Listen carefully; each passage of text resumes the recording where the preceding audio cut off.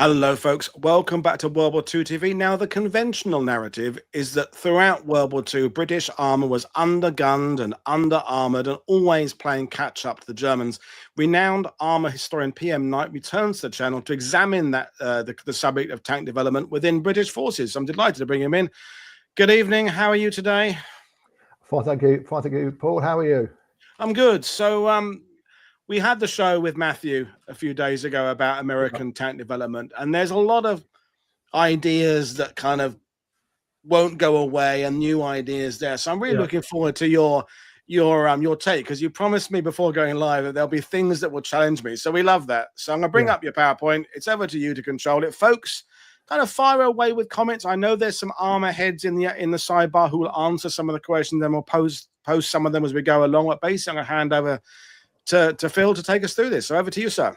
Right. Okay. Thank you, Paul. Well, I'll start off just with a bit of self-promotion. If you really want to understand British tank development and tank development generally and how tanks operate, then get my books, because they're different from most tank books, and you'll learn a lot from them. So, okay. Brilliant. Right, we're going to go to really what we're going to do is on this presentation, I'm going to start towards the end, right? And I'm going to start talking about pretty much anything except tanks, okay? Because what we're going to do is I think it's what's called a weave. I'm going to set out the context of how tank development sort of happens and why tanks evolve the way they do. Now, the first thing to understand is that the British Army is a substantially different army to the German Army. It's more mechanized and it's more systematized, okay? Now, me and the guys from the World War II Talk Forum got together and we sort of tried to figure out in Northwest Europe what was the imbalance in vehicles with internal combustion engines, all vehicles with internal combustion engines between the Allies and the Germans. So that's tanks, armoured cars, carriers, trucks, jeeps, staff cars, ambulances, everything, right? And we estimated that in Northwest Europe, the Allied armies operated between 12 and 40 times more internal combustion engine vehicles than the Germans, okay? Now, the armoured force in that sense has to be tailored to the nature of the army it belongs to, right? They're not, the British and the German army are not two similar armies that need to fight the same way. Once you start to become a mechanised army, right, you have to, the aspects of the tanks you're trying to develop are different from they would otherwise be, okay? So, the general idea is that the Allies and the Germans are engaged in an arms race, and they're all trying to, get the biggest gun in the thickest armored tank. And at the end of the war, who's got the biggest gun in the thickest armor wins tank design, right? That's not what's really happening. There is an element of that. There's an element in that where the guns do have to try and keep up with each other, but that's not the focus of Allied or British tank development. Okay. So they're in a race, but maybe not the same race. Exactly. Right. Okay. So we're just going to look at just an example here: a German infantry division in 1945, right? And this is from this is a change to a 1944 establishment, right?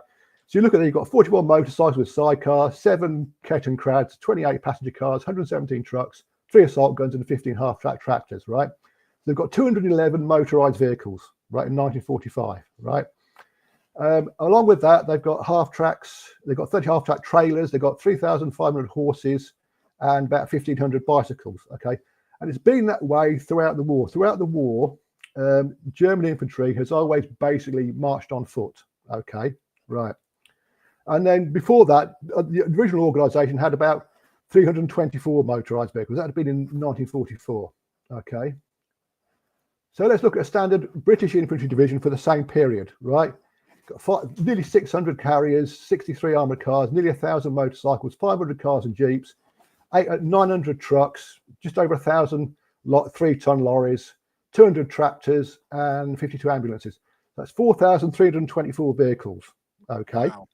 Which is, and in 1945, a typical British infantry division would have had 20 times more combustion engine vehicles than a German infantry division. Okay, 20 times more.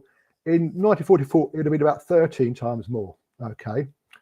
Now, even that is deceptive, right? Because the German infantry divisions would have normally been under establishment. So even the 211 odd vehicles they had, they rarely would have met that, especially as you go into 1945 and the German army is being degraded. They're not even meeting their war establishment, right? But the British infantry division will have reserves. Okay, so if any of those 4,300 vehicles get damaged or destroyed, they can go straight to a depot, pull another one out. So that 20 to 1 is actually in reality it's much bigger. Okay, so let's have a look now at the kind of army the British Army is. So this is the Field Force Committee Organisation Plan for 21st Army Group. That's of February 1944. So it's not what they took to Europe necessarily, but it gives an idea of how the army is divided up. And this is in personnel terms, okay? So you've got the Royal Armour Corps. They've got 6.46% of the force. Now they are operating tanks, armoured cars, carriers, and basically lots of trucks, right? The Royal Artillery is operating self-propelled guns and self-propelled anti-tank guns, which are basically tanks. Every gun in the Royal Artillery is towed, so there's always a towing vehicle. They've got reconnaissance vehicles and they've got observation post tanks, again, Shermans, Cromwells, whatever, right? So they're operating, Royal Artillery are operating a lot of tracked vehicles. The Royal Engineers, they're operating tanks because they've got Churchill AVREs, Avries, whatever you call them. They've got Churchill bridge layers, Valentine bridge layers. They're operating construction equipment like bulldozers, cranes, armoured bulldozers. They've got a lot of their trucks are specialised because they've got specialised bridging lorries which are designed to carry Bailey Bridge panels. Okay, and what the Royal Engineers are also doing, they're also spending a lot of time building and repairing and maintaining roads. Okay, so a lot of their work, as well as bridge laying and things like that, they're spending a lot of time repairing roads. So roads and the use of roads are a focus of the Royal Engineers, right? Next to them, you've got the Pioneer. Below them, you've got the Pioneer Corps. They're labourers, right? And a lot of their labour is repairing and maintaining and building roads and bridges, road bridges, invariably road bridges. Okay, so they're deeply entwined in the sort of the automotive side of 21st Army Group. You've got Royal Signals. Well, they've got specialised signals trucks and everything like that. They're motorised. The infantry we've just seen. You might think they're on foot. They're not. They're awash with vehicles. Then you've got the Royal Army Service Corps, who are the biggest user of wheeled vehicles within the army. So they've got a huge fleet of vehicles. And the Royal Army Service Corps, they also have tipper companies. And those tipper companies are doing, guess what? Road building and road maintaining. Okay. Then next to them, below them, you've got the Royal Army Medical Corps. They have ambulances, so forth. Below them, the Royal Army Ordnance Corps. Now they do the repair and maintenance of guns, right? So they need to tow guns, and they also do the supply of ammunition. So they're going up and down the line all the time, supplying shells and ammunition. So they're on the road as well. Okay. So what I tend to say cheekily, right? Cheekily, I don't mean this fully, but cheekily, I look at 21st Army Group as basically a road haulage company that does a bit of fighting on the side. Okay. Right? And I contrast with the German Army. The German Army are basically a First World War army with a high-tech fringe. Okay, because Germans are doing everything on foot or with horses. So you've got two very different sort of armies, right? Now below, right at the bottom, near the bottom here, we've got the ones who are, for me, a really interesting bunch, and that's the REME, the Royal Electrical Mechanical Engineers. So we'll look at those next. Okay. Now, just as I go back here, you see the REME is 4.6. They've got less than 5% of the army's personnel. Okay, and that's really significant. Now, importance of the REME. REME is 5% of army personnel, but it keeps the other 95% operating. Right. If the REME isn't there, the British Army becomes a First World War army. Okay, or even a late Victorian army.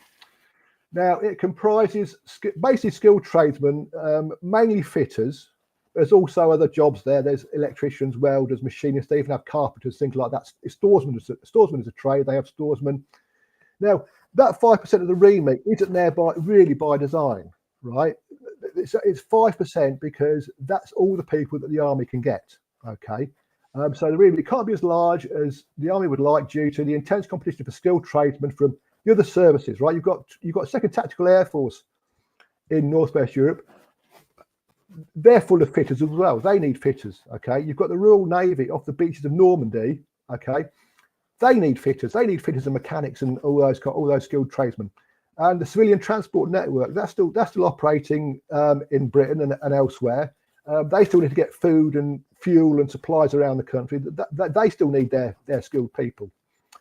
And where a lot of the skilled tradesmen in the army come from is the factories. Now the factories have a double problem, because the factories have their own pool of skilled labour at the beginning of the war.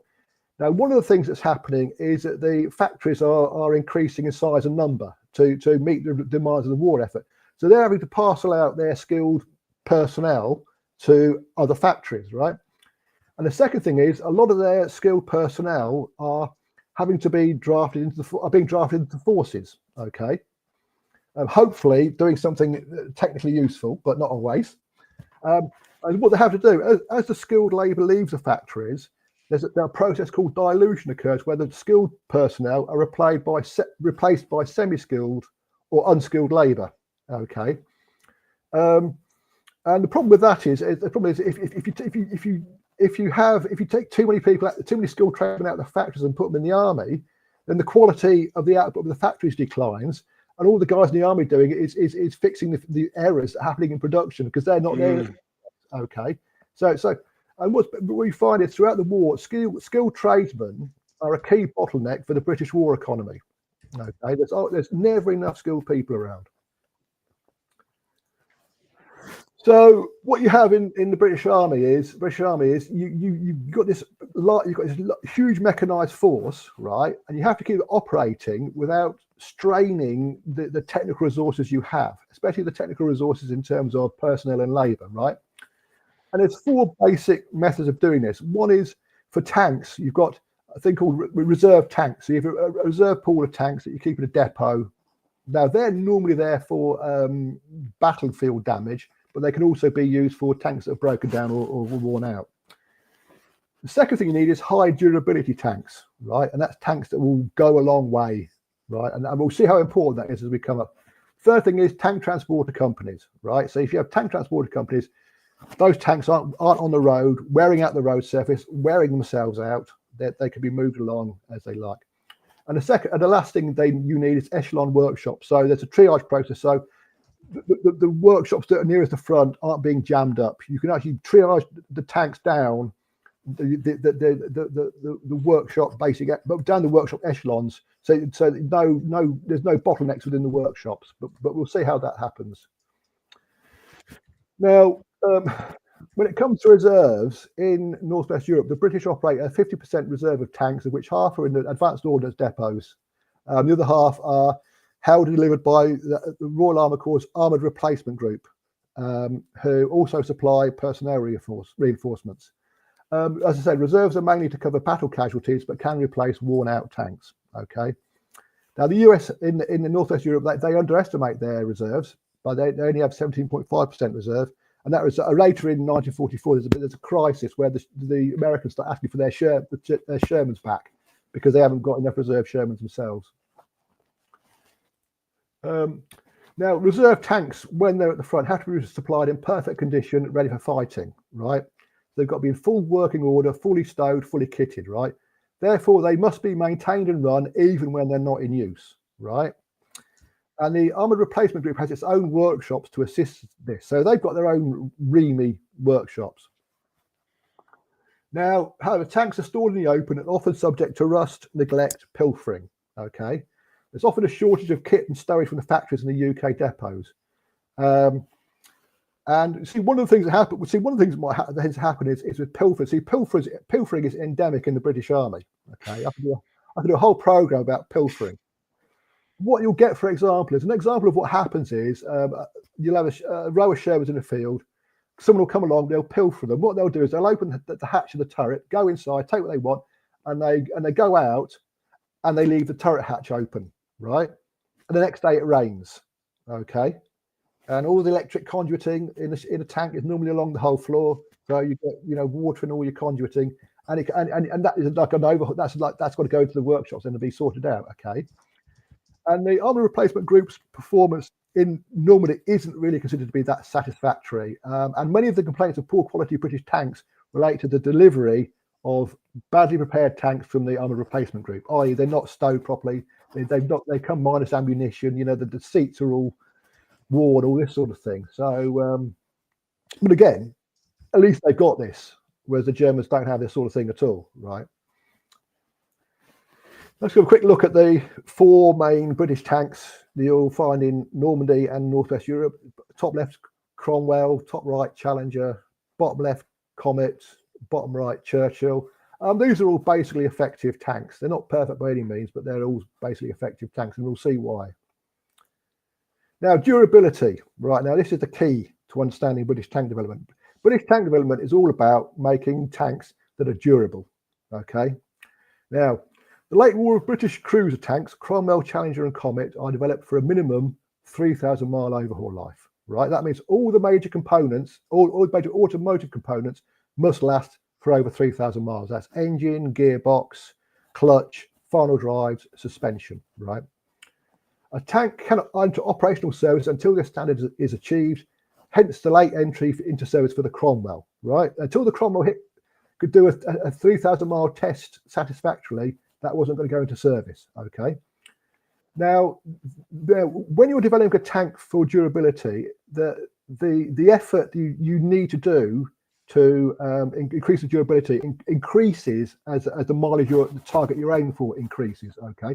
Most tanks, as we'll see at the beginning of the war, most tanks, if you don't specifically develop it for durability, they'll last about 1,200 miles, okay?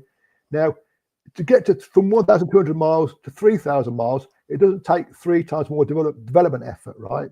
It takes about 30 times more development effort, okay? So, and that's why the Cromwell takes so much time. It's just to get that absolute bulletproof durability. 3,000-mile trials, they're conducted at maximum power or maximum torque. So basically the engine's going full on and the drivetrain is going full on all through the trial.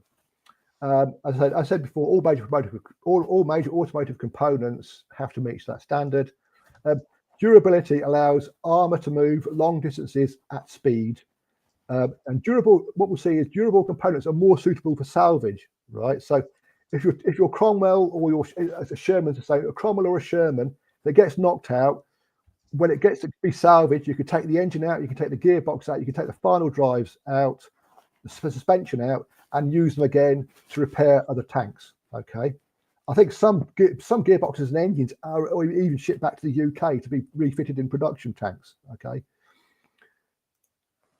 Just to go back to that previous slide for a second, Phil.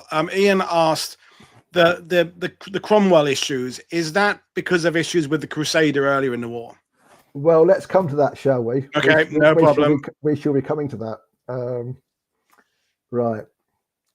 Now, durability is not the same as reliability. Durability is resistance to wear. Reliability is the non-tendency to break down. But if you engineer for durability, you tend to get your reliability for free. I.e., the more a component is resistant to wear, the more resistant it is to breakage. Okay. Now, a tank that's merely unreliable can be repaired and returned to operation. So an operation doesn't stop if your tank is broken down. It might take you two or 3 hours or a morning or an afternoon to fix it. You might have to fix it overnight. But once that, and it's an inconvenience, right? It's annoying, it's an inconvenience, but that tank is still operational and can still be returned to operations. But a tank that is worn out has to be retired from operations, right? Once it's worn out, it might as well have been knocked out by an armor-piercing shell. That tank won't go again, okay? And when it's worn out, it's an overhaul job, and overhauls take about a month at least to overhaul a tank generally, right? So and now when you've got tanks that wear out quickly, this can become endemic in entire formations, right? So when you've got tanks with low durability, they can all wear out within a few days of each other, okay? And you get what I call a mass breakdown event. And you can have whole regiments become inoperable over a few days from tanks wearing out. And that can curtail an operation, and that normally does curtail an operation, okay? Now, a worn-out tank must be overhauled or scrapped. Overhauls involve the stripping of the main automotive components, such as engines, gearboxes, final drive, suspension, etc., and reconditioning or replacing them where necessary. Now, normally takes at least a month, depending on the distance from the front to the workshops and the packing of the workshops, i.e. how much work those workshops have got.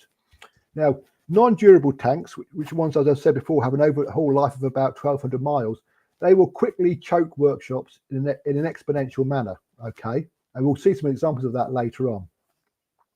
So non-durable tanks can lead to the premature curtailment of operations and the choking of workshops. And this happens more often in World War II than people think, okay? Are you following me, Paul? Yeah, no, I'm absolutely loving it.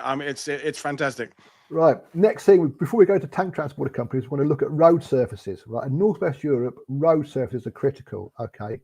So the total reliance of the 21st Armour Group and the Allies generally on wheeled transport means that the preservation of road surfaces is critical.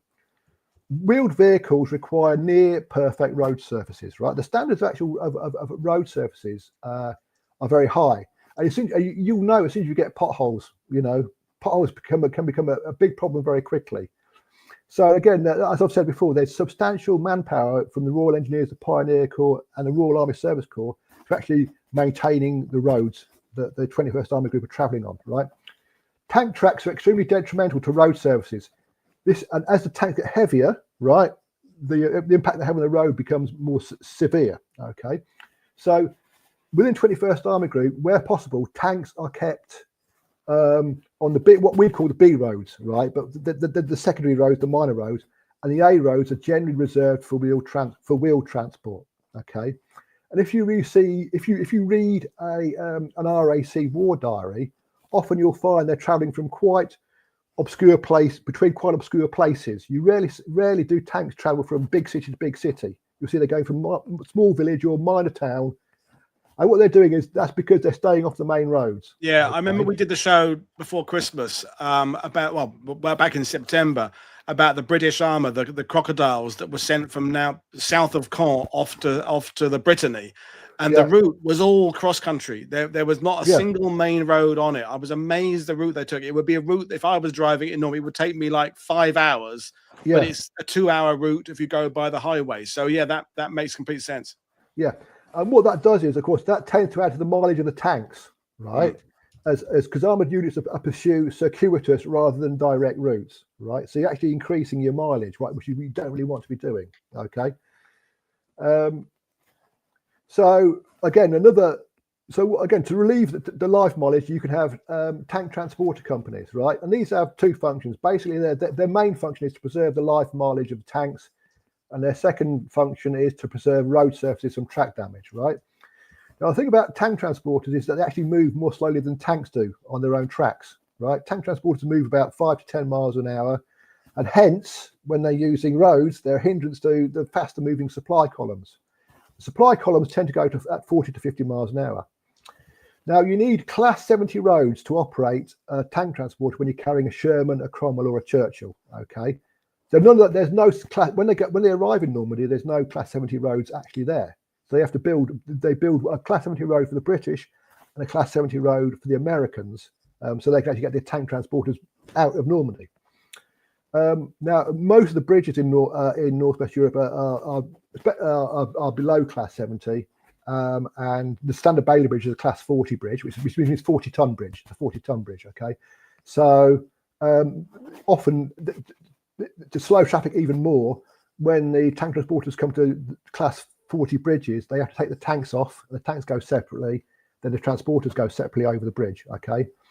Now, again, this is just with Shermans, Cromwells, and Churchills, right? If you're operating 50 or 60-ton tanks, this becomes even more nightmarish. Okay. And there's problems. So there's problem again because the Germans don't have all these huge supply columns that the Allies do. This isn't such a problem for them, okay? But for the Allies, it would be a big problem. Now, tank transport columns in Northwest Europe, they're organised into two columns. There's the number one column, which basically transports tanks from the rear maintenance area in Normandy to the forward areas. You've got number two column, which distributes the tanks within the forward areas. There's also independent companies that can be added, right? Now, the principle for the tank transporter companies is to make themselves useful on return journeys. For example, by backloading damaged tanks from the workshops, okay, to wherever they need to go further down the line. And armoured regiments tend to form affinities with particular tank transporter companies. So if they say, oh, well, they did a good job last time, we'll have them, we'll have them back. And the tank transporter crews are notoriously ill-disciplined and prone to pilfering, right? So when you put your tank on a transporter, it's best to go with it, okay? Basically, being a tank transporter driver is a very skilled job. And what you tend to find with people who've got skills that are necessary tend to be less conforming to discipline. So, and the last factor here I put is echelon workshops. So you've got basically four echelons. You've got the first echelon, which is the unit fitters and the light aid detachment from the REME. They assist in vehicle recovery and they do immediate repairs. Okay. You've got the brigade workshops and they coordinate vehicle recovery, or they decide if a tank's too damaged in the field, we'll leave it there. And then you've got the third echelon, which is the corps or army workshops, and they decide whether to scrap or salvage a tank. And you've got the fourth echelon, which is the advanced base workshops, or they can take a tank back to the UK, and then the War Office or the Ministry of Supply will actually deal with it in the UK. Now, what happens is there's a triage process basically happening here. So, say if a tank can be repaired in a day, the first echelon will do it. If say it takes 3 or 4 days, then the brigade workshop, or maybe a bit more than that, the brigade workshop will do it. It's going to take a few weeks to repair. Then they'll knock it back to the corps or army workshops. And then if it's a really big job, you've got to start, taking things apart and re-welding and all that sort of thing.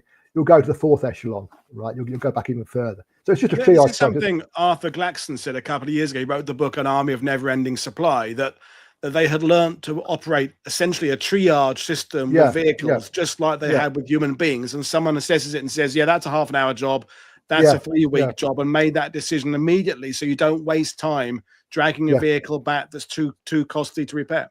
Yeah, the other thing, what you're doing here really is you're trying to make sure that all the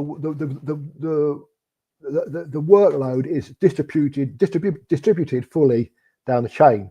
Because of course, if you say your second echelon workshops are empty, then they can take on a bigger job. Okay, but if your second echelon workshop is absolutely heaving, then you'll just push it back further down straight away. It depends how busy people are, and also you can push things to the side. So if your brigade workshop's full, but the brigade next door aren't so busy, you can move things sideways. And also, I think the armoured replacement group, who have their own workshops, they're called armoured troops workshops and tank troop workshops. They sometimes muck in and do repairs for the forward units. So it's basically it's making sure that your limited number of REME personnel are being optimised as fully as possible. Okay. Yeah. Right.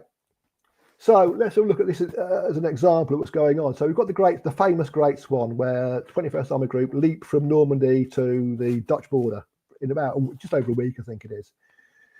So he says 21st Army Group, they advanced 300 miles from Normandy to Antwerp and the Dutch border in a week.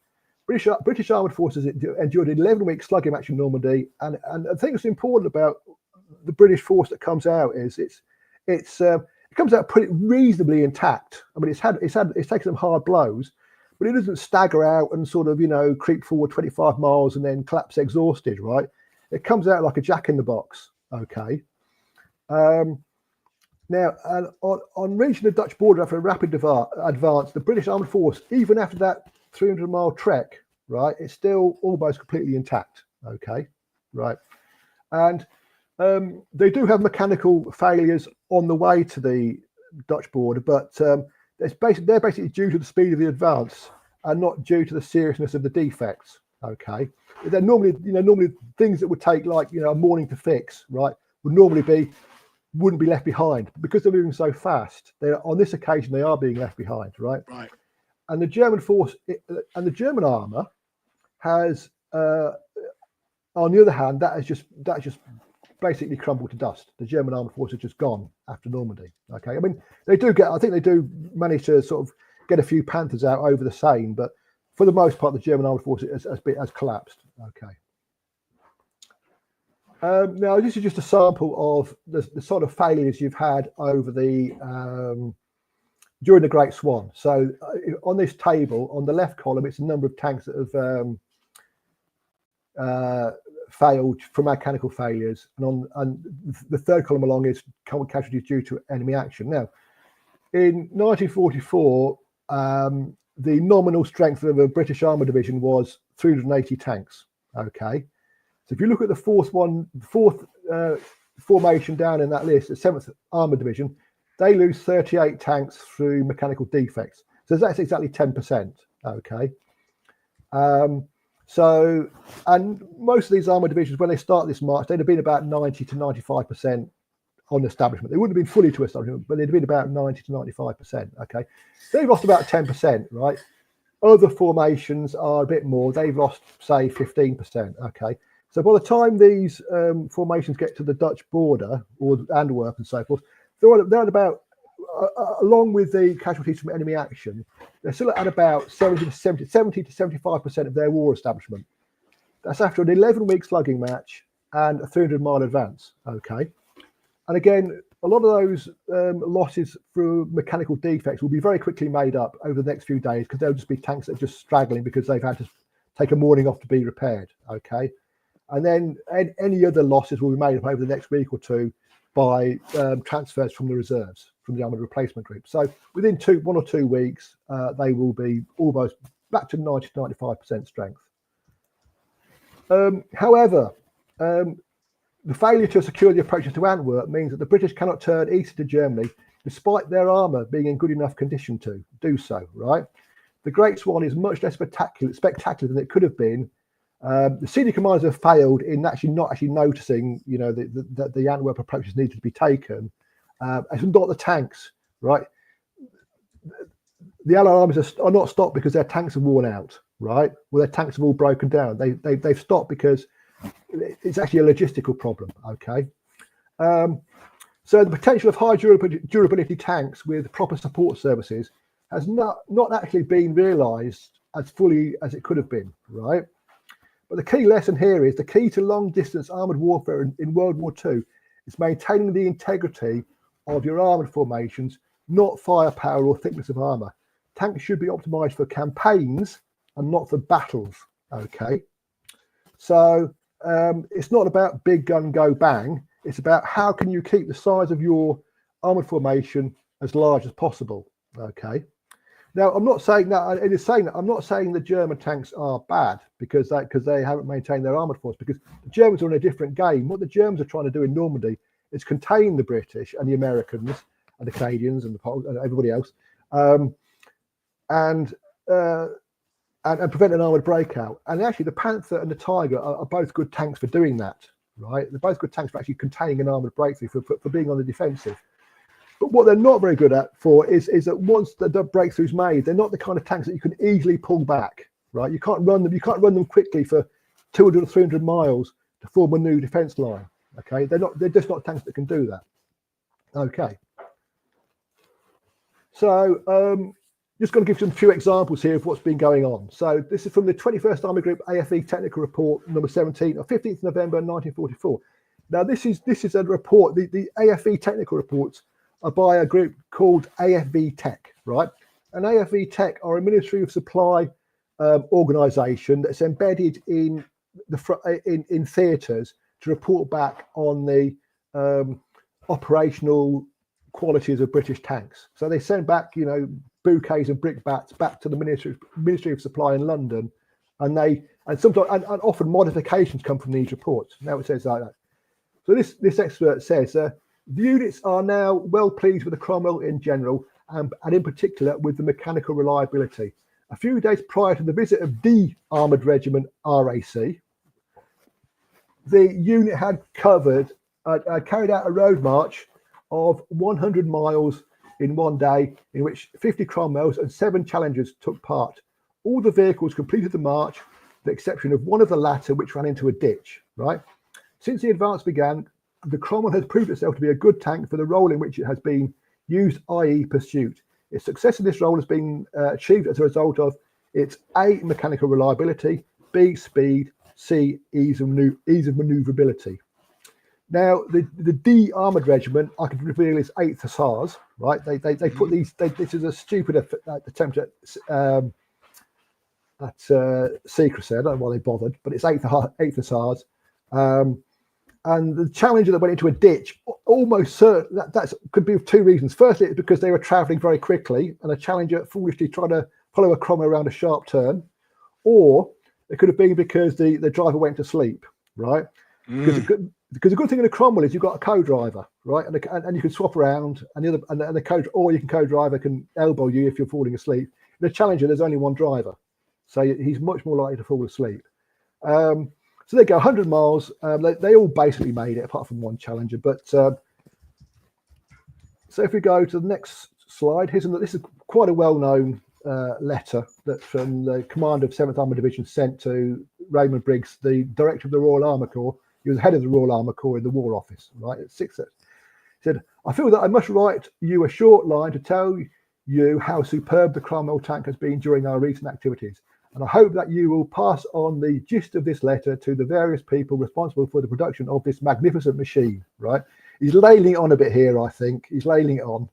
For about 3 weeks, the armoured regiments have been continuously in action and the opportunities for long maintenance have been non-existent.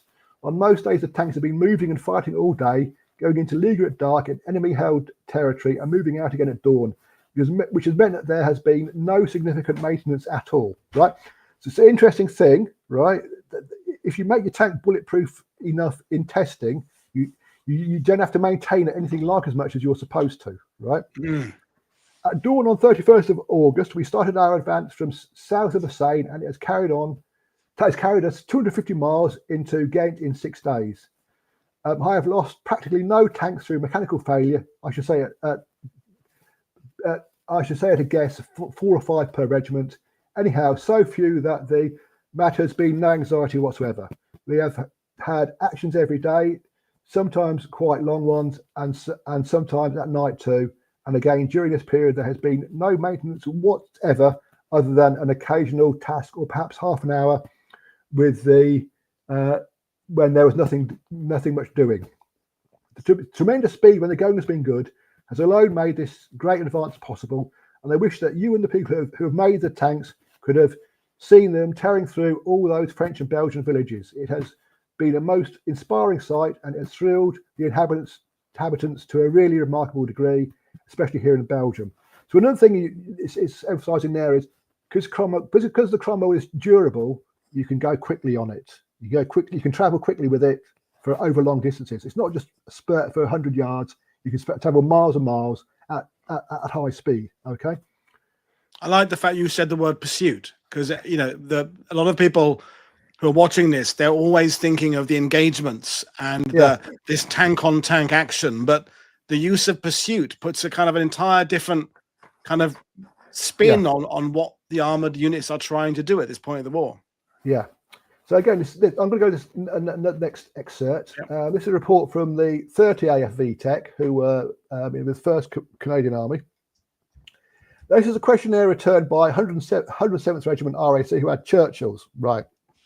It says here, this unit are particularly pleased with the splendid mechanical performance of their Churchills.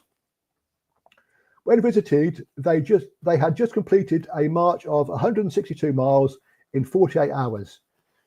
56 tanks started and 56 finished. Okay. The unit believes that this is partly due to the lack of time for maintenance. Okay. They've only had time to lubricate absolute essentials such as the bogies, and they believe that the vehicle runs much better when there is no time to fiddle with the various components as set out in the crew maintenance system. So they're saying don't let the squaddies fiddle with it, isn't it? Don't maintain it. Don't maintain it. Now the Churchill is an older tank, and the Churchill can't do 3,000 miles, right? The Churchill it's got a life mileage of 1,200 miles on the engine and the suspension bogies. But what they have done is they have developed it so within that 1,200 miles, it is pretty bulletproof, or as bulletproof as possible. I'll say as bulletproof as possible. And the other thing is about the Churchill is it's not like the Cromwell and the Sherman in that the Cromwells, the Churchills basically used episodically. It's used basically for set pieces assaults. It's not expected like the Churchill and the Sherman are to keep battling it out every day, all day. Okay, so they can get away with it being a bit less durable than less durable than the Cromwell. We're going to go down to another long advance, which is actually another impressive performance, which isn't mentioned as much as the Great Swan. And that's Operation Plunder. That goes from 23rd of March to 3rd of May 1945. It's advanced from the Rhine at Wesel to Hamburg, the Baltic coast, and Denmark. It's a direct route of more than 250 miles, but some tanks accrue over 700 miles in mileage. It's continuous movement for 6 weeks, and it's the debut of the Comet tank, which is derived from the Cromwell. Once again, the advance is completed with British armoured force almost entirely intact at the end. Okay, and this could have happened straight from more or less from the end of the Great Swan. It's just that, but sadly it didn't right now. So again, let's have a look at the Comet. A report on Comet tank defects by Colonel William Grills, who was the head of AFE Tech in Northwest Europe. Conclusions: mechanically, the tank has proved itself to be an enormous success in every respect. The only criticisms were registered by REME, who complained that owing to its reliability, they have little to do. Right? I'm going out again. So bingo, bullseye. You've got your REME blokes bored. Okay, so that's what you want, right? You want your skilled tradesmen not to be too busy. So that's actually been a great success. And again, just another thing on the Churchill. This is from the 4th Coldstream Guards War Diary. It says, the battalion handed in its tanks to the AFV park on the Hamburg-Lübeck Autobahn just outside Hamburg. Without exception, everyone said goodbye to his faithful steed of war with tremendous heartburning and regret. These machines have never failed us, although some have completed 2,500 miles, travelling the whole way through France, Belgium, Holland and Germany from Arromanches to Kiel. Now, again, it's a bit rose-tinted because I tell you, some of their churches will have failed them. But generally, the perception is that they've got basically fairly bulletproof machines in terms of their automotive performance. Okay. And again, this is another quite well-known passage, and it's had some controversy in the past because Field Marshal Montgomery, his memorandum on British Armour number 2. Now, Montgomery, he seems to get in trouble for saying things that are basically true. That's his big problem. He says things that are basically true, right? And that's what annoys people. He says, British armour has come through the campaign in Western Europe with flying colours and has proved itself superior in battle to German armour. Now, that's not really true because in battle, German armour is superior, right? But you can say over the course of the campaign, British and American armour has proved superior because, again, it's always been able to maintain its mass over long distances, okay, long distance it's travelled. If Rundstedt had been equipped with British armour when he attacked in the Ardennes on 16th December 1944, he would have reached the Meuse in 36 hours, which would have placed the Allies in a very awkward situation. Well, we don't really know if that's true or not, but he'd have had a much better chance, okay, of doing that. He'd had a much better chance. If 21st Army Group had been equipped with German armour, it could not have crossed the Seine on 28th of August and reached Brussels on 3rd September and Antwerp on 4th of September, thus cutting off the whole Pas-de-Calais area in 8 days. A very remarkable achievement, which had far-reaching results. Well, that's true. I can't imagine Panthers and Tigers doing that, to be honest with you. The credit for all this, as you made the point earlier, Phil, it's not just the Tigers and the Panthers; it's the columns behind. When we had Steve Zaloga talking about the German armour in the Ardennes, you know, there's the focus on the armour at the front, but they just haven't got the infrastructure behind with the repairs, with the Bowsers, with the and that's what you're making is you're comparing the whole system against the whole system, as opposed to the tip of the spear in these tank and on tank engagements that are not representative of the larger picture. Yeah. So anyway, so he says, and he starts by saying the credit for all this must go to the War Office. No, it goes to the Ministry of Supply. The British armies were in June 1944 splendidly equipped for the job that had to be done, and I think on the whole that's true. I mean, the British armies didn't go to Normandy to just knock out Tigers. They actually went to cover as much of the enemy territory as quickly as possible. and they were equipped to do that. They didn't do it for the reason they didn't succeed wasn't down to their equipment, in my opinion. Now, one of the narratives you get often when people talk about British tank development is that there's a sort of narrative that says, oh, well, they struggled all through the war, they didn't come up with any good tanks, but right at the end, they came up with the Centurion, but it was just too late. And if only they'd had the Centurion earlier, right? That's because people don't actually look at what the Centurion was like. Okay, so this is a excerpt from a BAR, an exercise by the British Army of the Rhine called Exercise Agility 1 in October 1949, right? Now, at this point, the Centurion's been in service for 3.5 years, okay? So 94 tanks with varying mileages already accrued took part in this exercise, right? So defects. The performance of Centurion during the exercise period far exceeded expectations, but at the same time, it is considered that the percentage of tanks which needed repair, excluding those due to accident, fire and faulty maintenance, i.e. 32.6%, of which 10 machines were backloaded, is excessive. It is agreed that the mileage, approximately 90 miles, was a small one on which to base any definite conclusions, but nevertheless it calls for immediate detailed examination. Many defects have already been covered by modifications which have not yet been carried out, and machines cannot be considered operationally sound until this is done, right?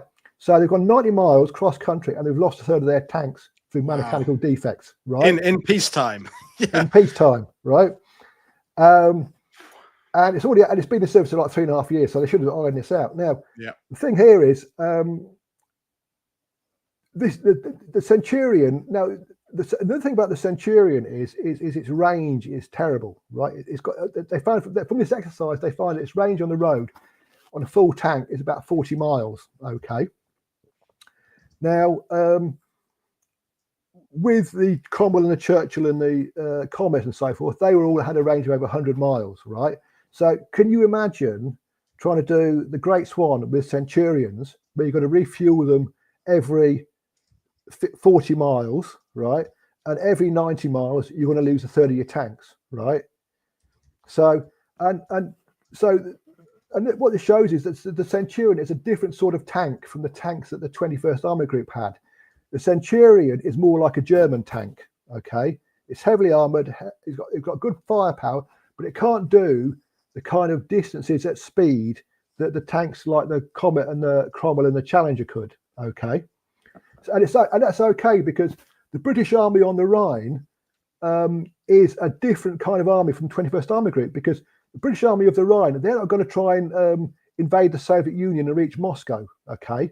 All they're going to do is when the Soviets attack, they're going to get to their fire position as quickly as possible and try and make their last stand. And for that situation, the Centurion is okay.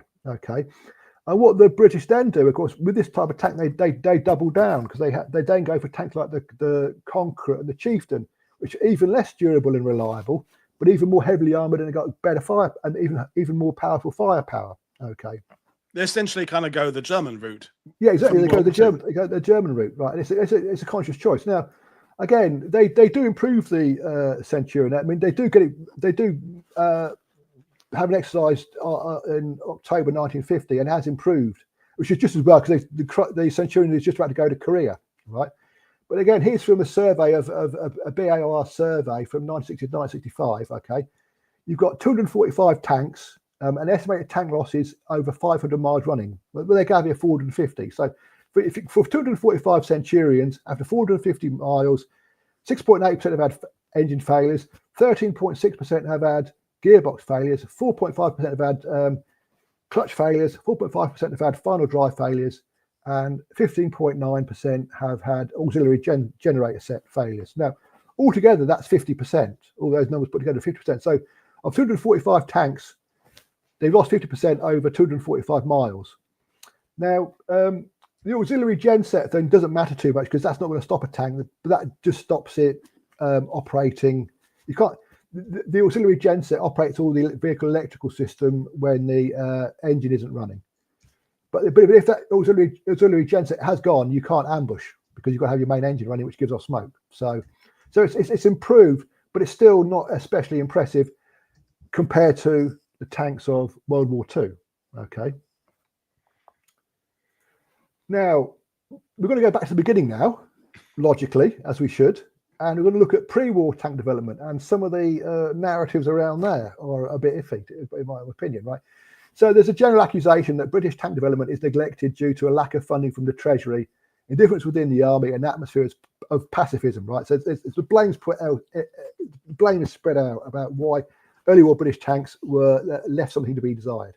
However, what I say is, actually, in the 1930s, all development of modern weapons was being neglected. In 1936, there was no 25-pounder, no 4.5-inch medium gun, no 5.5-inch medium gun, no 3.7-inch anti-aircraft gun, no 4.5-inch anti-aircraft gun, no light anti-aircraft guns, which have to be imported from like Bofors and Oerlikon, no Bren gun, no submachine gun, etc. So I'm saying is there's nothing special about they're not really investing in tanks, right? Because they weren't investing in anything, right? In 1937, the priority of the Director General of Munitions Production, Vice Admiral Sir Harold Brown, who was actually a very competent man, is to urgently provide the army with a new suite of guns, and so he leading to a comparative neglect of tanks. Because what happens is basically in 1937, Harold Brown took over the job of the Master General of the Ordnance as well, which was because that post was sort of deleted. They got rid of the Master General of the Ordnance. What Harold Brown finds is, blimey, we've got nothing. We've got no new weapons. So he spends that a few years before the war starts actually just trying to get some guns, some basic guns for the army to use, right? And the tanks are just like a bonus compared to that. However, even if money had been available, the army's conception of tanks is flawed. A conceptual medium tank 1938 class was conceived by Giffard Lakin Martel, Percy Hubbard, Gordon Macready, and George Surtees. And now Hubbard and Martel are two of the sort of the big brains of British Armour theory, and they're tank men. And their idea is a 25-foot long tank, which would be longer than a Tiger. It's got 30 millimeters of armour, a 4-man turret with a command post for 2 men, a 2-pounder gun, 2 machine gun turrets, a crew of 7, and an anti-aircraft gun on the engine deck, right? And so what you've got really, if the British had lots of money for tanks, you got a very expensive crap tank, basically, right? So this idea that, if there's more money in investment, we would have had a British Sherman or a British T-34. I don't think is true. We'd have got something very expensive that probably wasn't going to be very good, right? One thing we might have got from it was a decent chassis. It might be the decent chassis might have come out of it by accident, but it wouldn't necessarily had a good tank. And the underlying problem is that there's no conception of the scale of operations, the length that are going to be that are coming, the length of time tanks might spend in the field. So there's no discussion of things like durability, right? And one of the things that's interesting about when you go through the sort of pre-war documentation on what people are thinking about tanks is what's important is not what's there, it's what is not there. Okay, the things they're not talking about are very important. So there seems to be a general assumption, not explicitly stated, but there seems to be a general assumption that tanks would make all their main strategic routes by rail, and as in the previous war, and they would just have a little tactical battle at the end of it. Okay. So the primary error of pre-war British tank development is this, right? Tanks are conceived of as tactical weapons to win battles and not as strategic weapons to win campaigns, right? And I say, and the Germans, they make a similar mistake in that the tanks, they're conceived to win short distance, short-term campaigns rather than long distance, long-term ones. Okay. Yeah. And we'll see that. We'll see how the Germans come a cropper soon. Now, but we go to the Battle of France, May, June 1940. 2 major British armoured formations involved: the 1st Army Tank Brigade and the 1st Armoured Division. They go with no reserves, right? There's a few spare infantry tank Mark 1s for the 1st Army Tank Brigade. The 1st Armoured Division actually go under strength because they have to have light tanks instead of cruiser tanks. Tanks haven't been developed to any durability standard, right? There's no tank transporter companies to move about on the road. The workshops they have potential workshops there to be echeloned, but they haven't actually put a triage system in place, so it doesn't get used. and they've got negligible recovery facilities. Recovery is done, you know, sort of hand to mouth, right? So the result is that both formations are very quickly whittled down to a nugatory force, okay? And that's inevitable, okay? Right, so let's go to the next one, desert, right? So we're going to the desert now.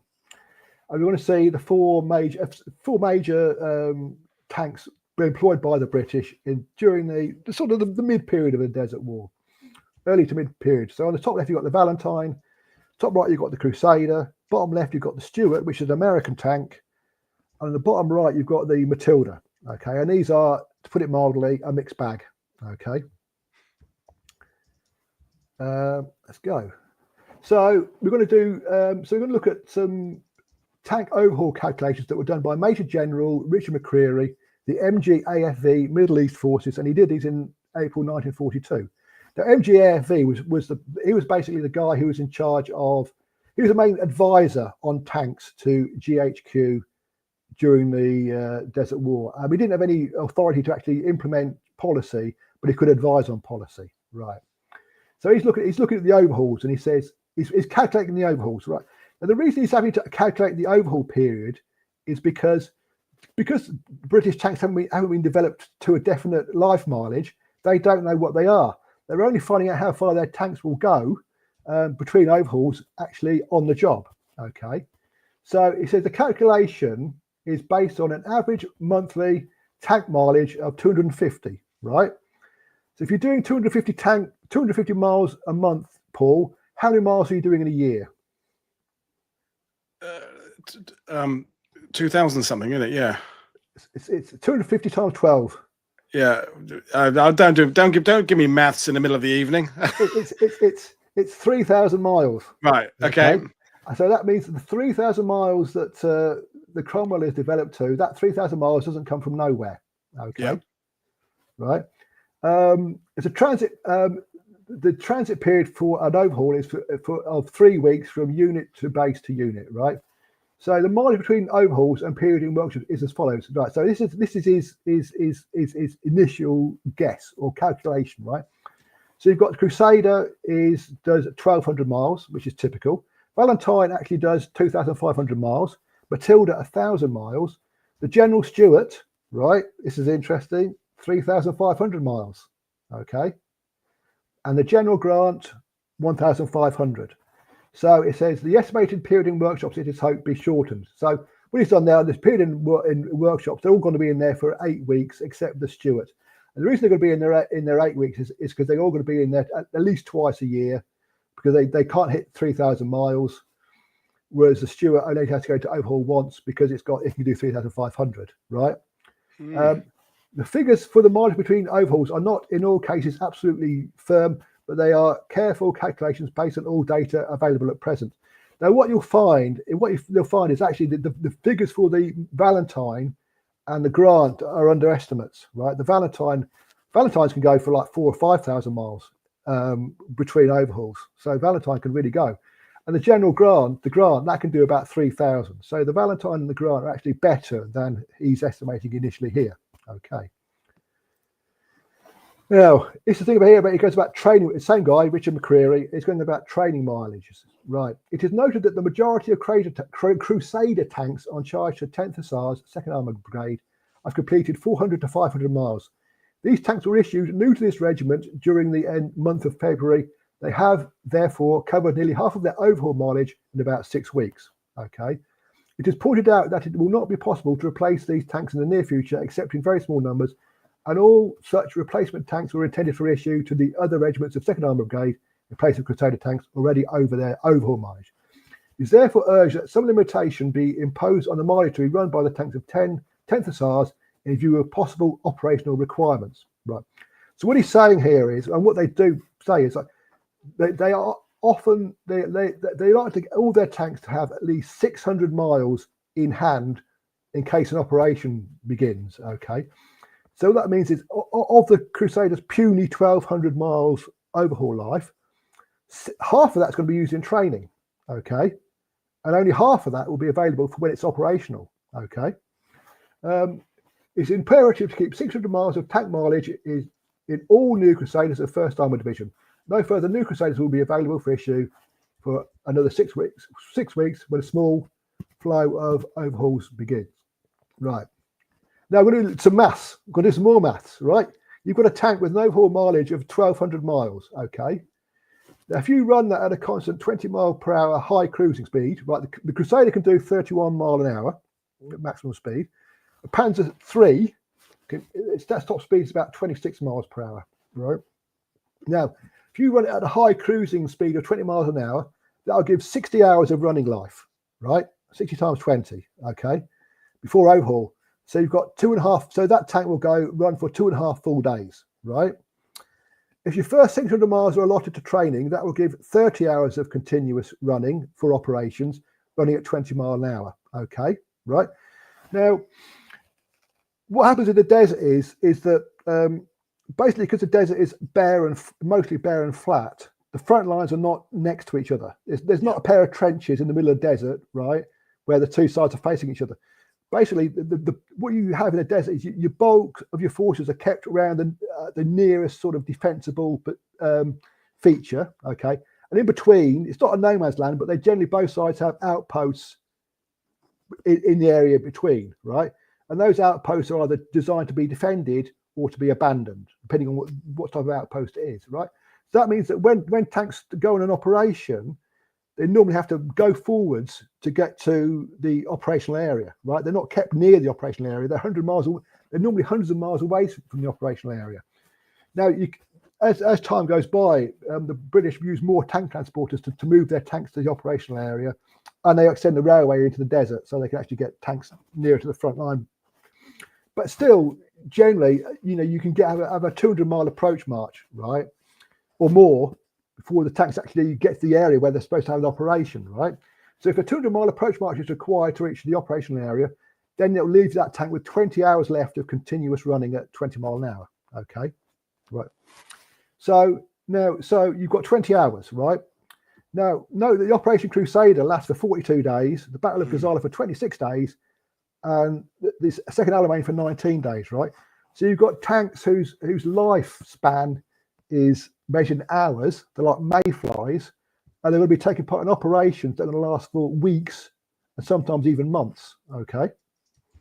So that gives you some idea of the problem. Therefore, it is impossible to deliver a knockout blow to opponents on such restricted life mileage. The Desert War is a pendulum because every armoured offensive is bound to fizzle out, right? It was bound to fizzle out. Logistics are not usually the primary reason for armoured offensives culminating, despite this often being assumed. Logistics only become critical when the armoured force is sufficiently durable not to self-destruct, okay? Even with high durability tanks, mileage running must be carefully husbanded. Tanks must be given adequate support services, okay? I'll see if I can read this. Right, this is from Henry Liardet, the Brigadier Armoured Fighter Vehicles of February 1942. Now, this guy was McCreary's predecessor, okay? And he says, the great majority of tanks to be shipped to this country from UK in future shipments are Crusader tanks. These tanks have proved mechanically unreliable, and it does not appear that any remedy for their various troubles can be expected in the near future. The tank would be satisfactory under normal conditions where distances are not great, right? Workshops are close at hand, and dust is not present to any great extent. In the desert, these tanks do not give good service. Their mileage between overhauls is too short, right? And they do not stand up to the conditions. On the other hand, it is understood they give good service at home, right? Because they're doing much shorter distances at home. It is therefore suggested that we ask the War Office not to send any more Crusaders other than those to be equipped with the 6-pounder guns, and to replace them by Valentines and American general grants in their allotments, right? Now, that request goes unanswered because the actual guys who are in the armoured regiments try to keep the Crusader because it's got certain things. It's fast. It's got a 3-man turret, but they're not. The guys in the armoured regiments are not looking at the bigger picture, right? Whereas Liardet is looking at the big. Right. Okay, I got you. Yeah. The bigger picture, right? Okay. And again, just to say, this is not a problem with the. Then go back with the overhaul. Just go back there. I forgot to mention that little thing along the bottom, that the overall life of the Panzer III, Panzer IV, and Italian M1340 is also 1,200 miles, right? So the Germans are in the same pickle, okay, as the British are. Okay, I'll whip back here. So, and this is the problem the Germans have, right? And this is from this is a quite well-known report for amongst the cognoscenti. This is from the 5th Panzer Regiment Workshop, 15th Panzer Division, 5th of May 1941. And this is from Rommel's first offensive towards Tobruk, right? And what the Germans say is the average journey of 700 kilometers in the desert had a very adverse effect on the tanks.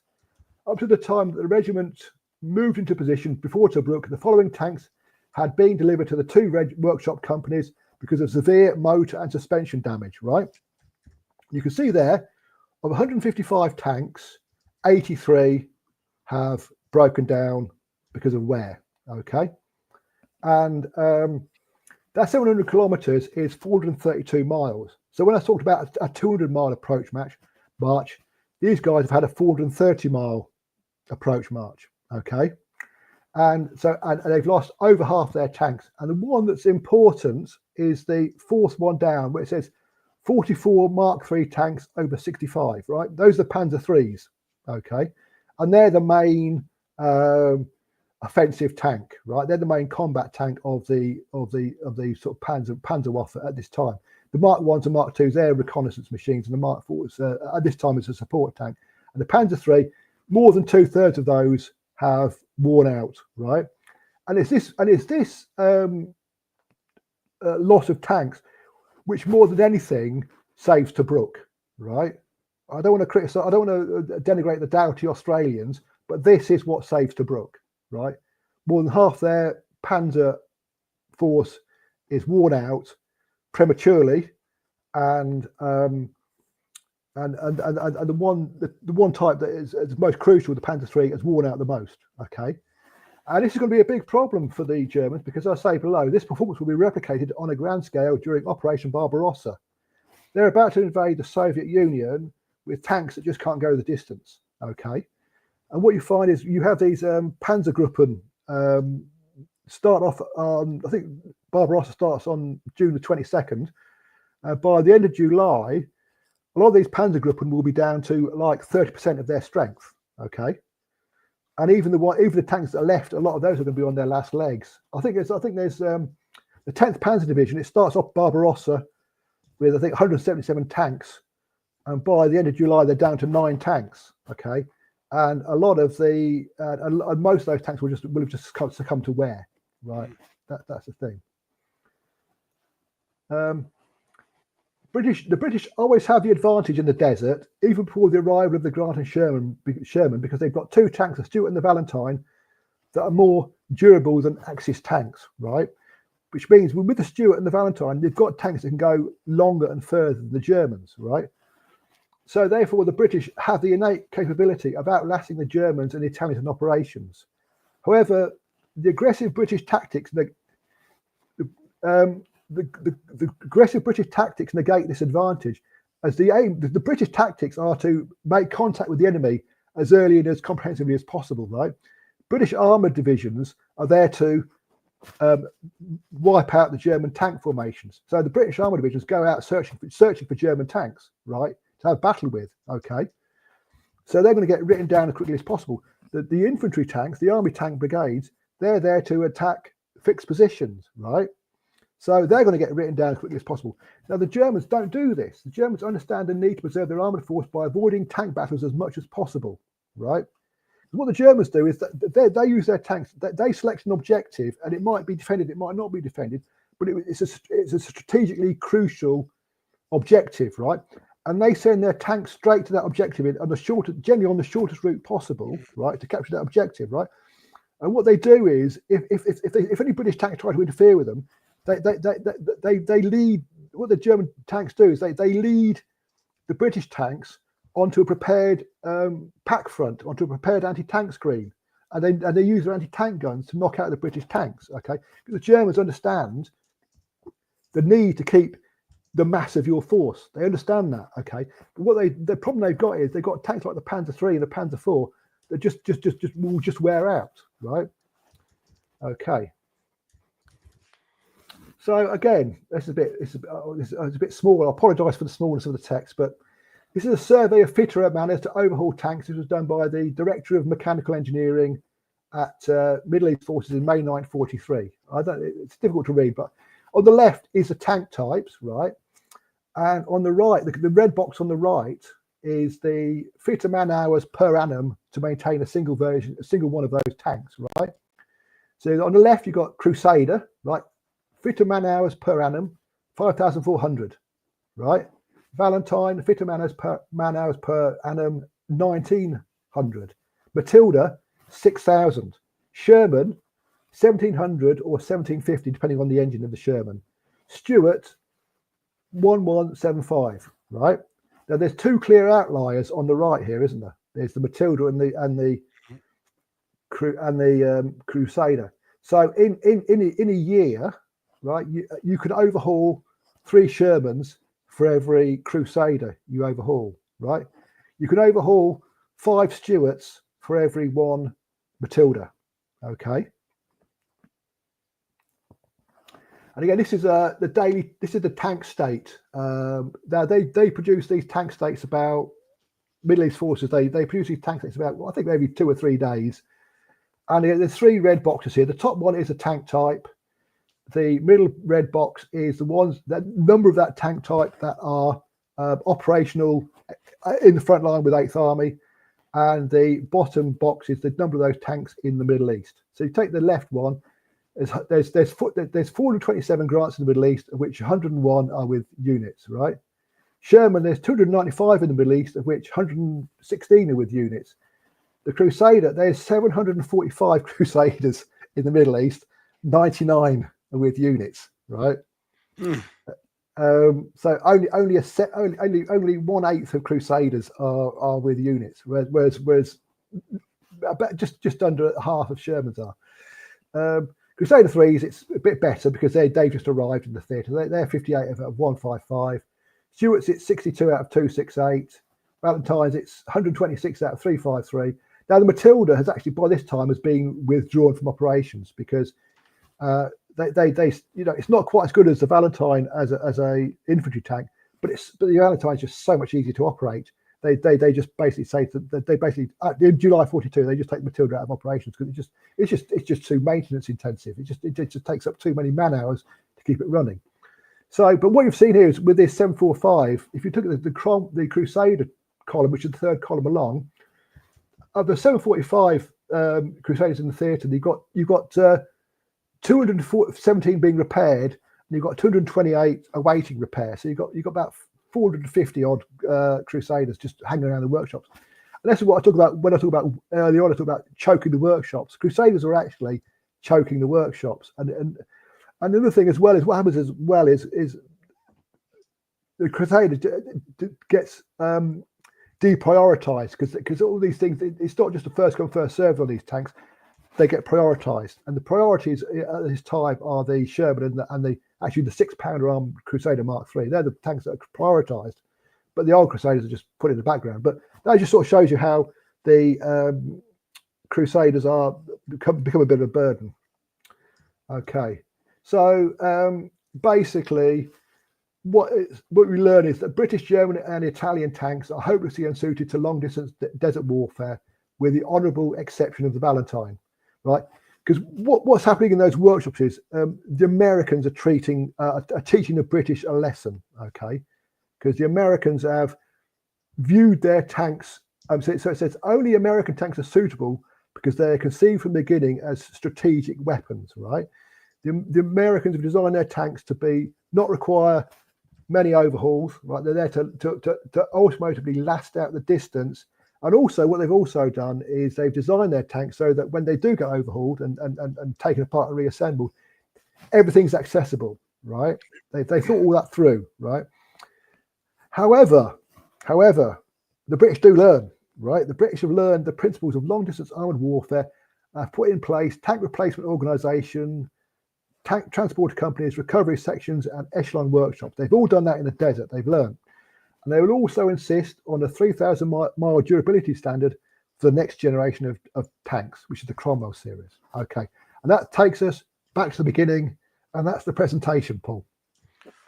Well, amazing. I mean, it's like you had to perform some kind of challenge to talk about tanks for an hour and 50 minutes without really mentioning guns and armor, which is essentially what you've done, because that is the point you're making, is that the way that we are conventionally measuring the British against the Germans is by this armor and armament aspect. But you're making this huge point that it's actually about a much bigger, more complicated but vital system of basically maintenance and keeping them in the field.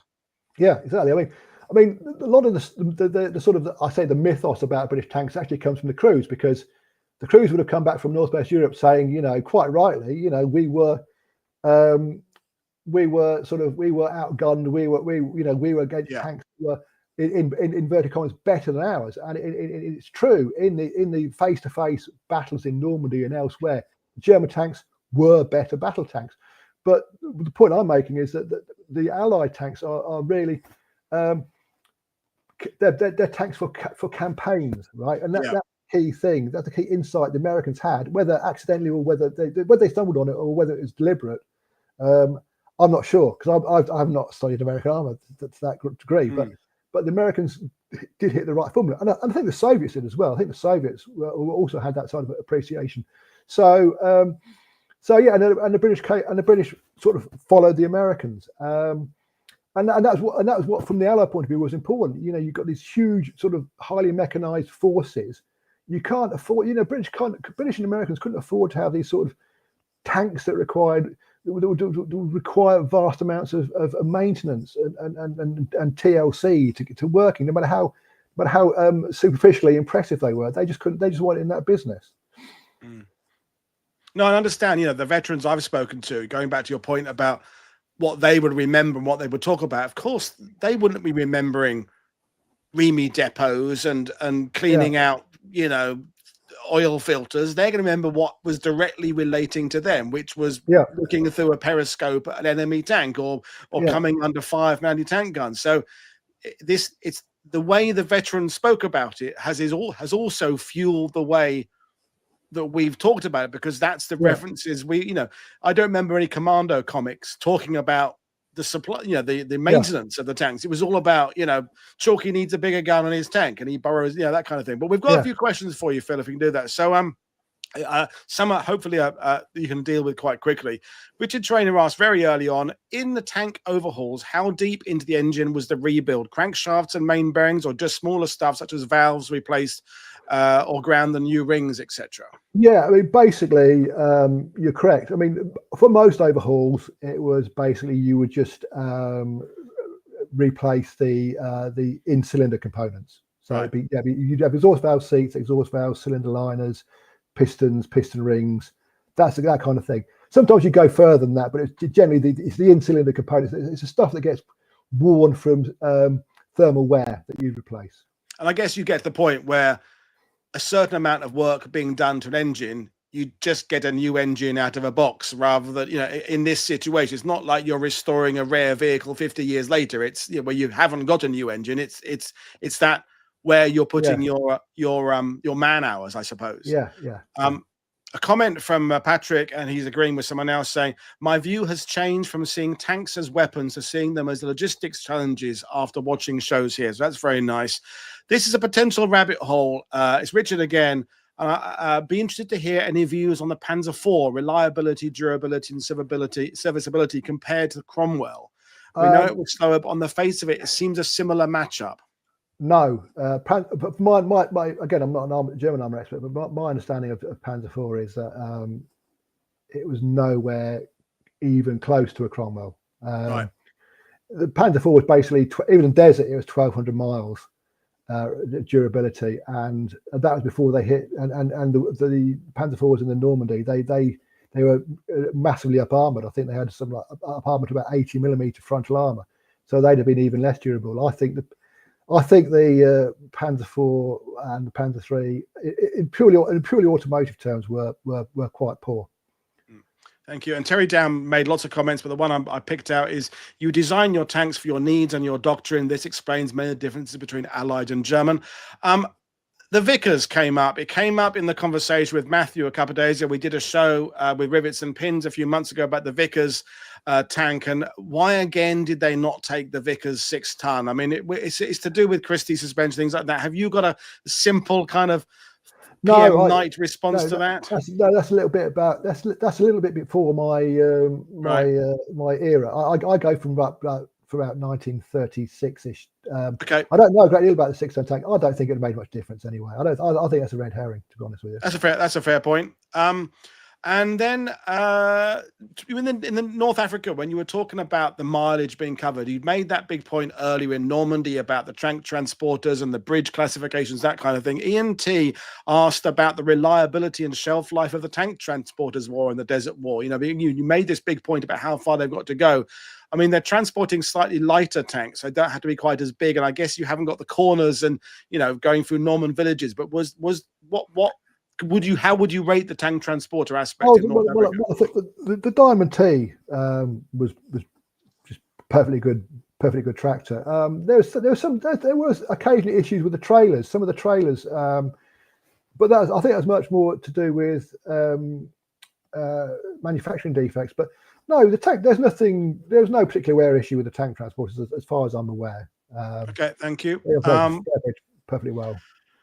Then there's a comment from Gary August saying, I think this has to be up there as one of the most technical and statistical presentations I've ever seen on World War II TV. So that's a good one there. And this is mild. This is mild compared to me. I've had to. This is me restraining myself. Okay, well, we'd like the unexpurgated, non-censored version later on. But just to kind of end things up, Phil. I mean, you know, we talked before going online and at the beginning there about these narratives that we're kind of stuck with, and we all know that YouTube is still going on about the Tiger versus Sherman, those kind of things, like the Messerschmitt versus the Spitfire. Do you think, as someone who does this for a living, essentially puts all these books out, that we are ever going to kind of get out of some of the old narratives, or are we stuck in them? I think, you know, I think there's an audience of people who's most people's interest in World War II and tanks is fairly superficial, and it's entertaining, and there's other people who actually take the subject seriously. And whether the narratives, the popular narratives that, you know, get sent out, I don't really care about those, to be honest with you. I just care about the people who actually are interested in the subject and really care about it. If the narratives among them change, that's all that matters to me, because I think that they will filter out eventually. I mean, eventually, you know, the narratives will change and they will adapt, and it will be, but it'll be a slow process, but it will happen, I think. But it's not going to happen immediately. It's the same old thing.